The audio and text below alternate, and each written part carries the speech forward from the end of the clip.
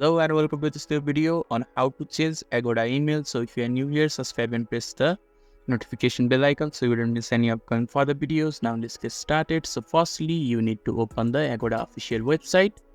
And when you open the website, this is the interface that is shown to you on your screen when you have successfully logged in and signed up. And when you are inside this interface, you just have to look on the top right hand side. There will be a circular icon, click on it and a pop-up box will appear. Now there will be my account section. You just have to look on the bottom of my account section. There will be profile. Now you just have to click on the profile and profile section will be appeared right in front of you. And on the right hand side of the screen, there will be user details such as name, email, phone number and password. Now you just have to focus on email.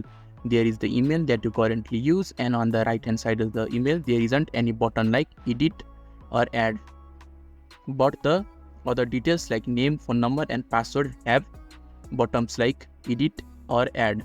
So that basically means that you won't be able to change email on Agoda. But if you want to change email on Agoda, then you just need to create a new account using a new mail. That is the only way you can change email on Agoda.